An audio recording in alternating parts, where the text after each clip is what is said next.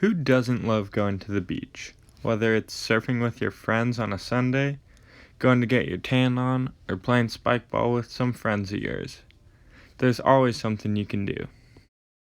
I've been going to the beach since I was a kid, and I've been loving it ever since.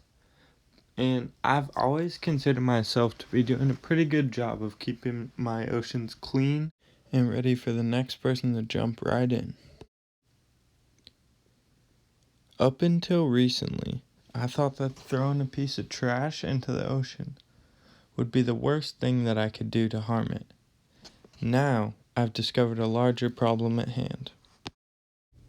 For the past decade, we've been watching the coral reefs lose their color and the ecosystem around them.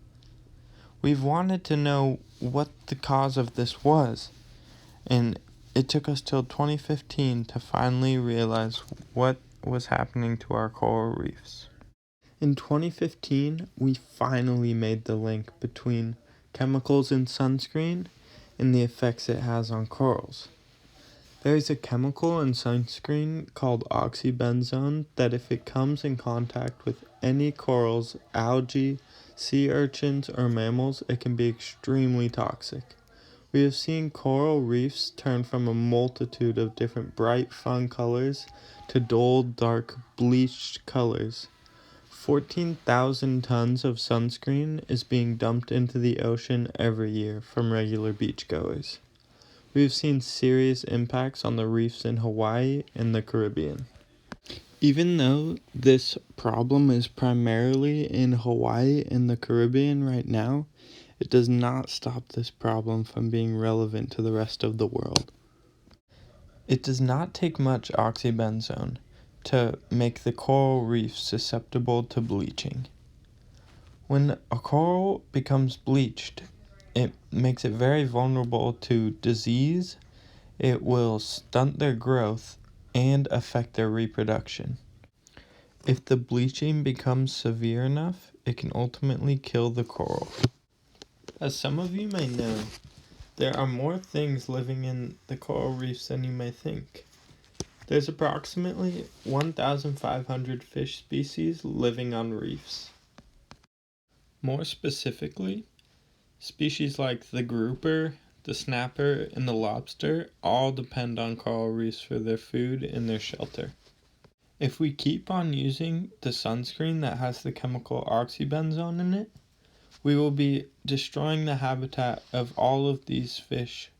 Not only that, but coral reefs are a huge attraction to tourists and snorkelers. On the island of Oahu, Hanauma Bay is responsible for around 1 million tourists a year. If our coral dies, this will be a major economic loss as well as an overall Earth loss. This is also only in Hawaii. Think of the global impact this would have on our world and our economy. Since I love to surf and I love the ocean, I tried to think of a way that we could tell the rest of the world about the chemicals in some sunscreens that we use and how they affect our coral reefs. My idea was to partner with the World Surfing League to create a video for their Instagram about how sunscreens affect our reefs. In this video, there will be well-known professional surfers that talk about the chemical oxybenzone and how it affects the coral reefs. In the video, they will also show you the sunscreen that they use every day to protect themselves from the sun while also keeping their coral reefs safe. Some pros to this video would be that automatically 3.7 million people will see this video due to following their Instagram account. Usually, the people following the World Surf League are the younger demographic, which would definitely help start to change the world. On the flip side, some of the cons would be that only people who have Instagram and follow WSL would see this video. This will not reach everyone who goes to the beach and wears sunscreen. That's why I could reach out to other waterman sports like the Sailing Champions League, our local lifeguards, and any ocean swimmer that I see to help with the sunscreen and coral reef problem we have right now. To really get this plan in action, I will need to contact the WSL and have them reach me out to professional surfers that are interested in helping me spread the word about this problem. I think that if we got pro surfers to be in a video to help promote this, then it will spread a lot faster and have a lot more meaning.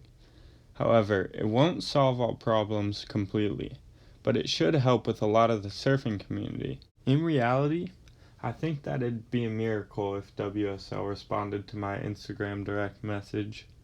So, that leaves it up to our world to start using better sunscreens and saving our coral.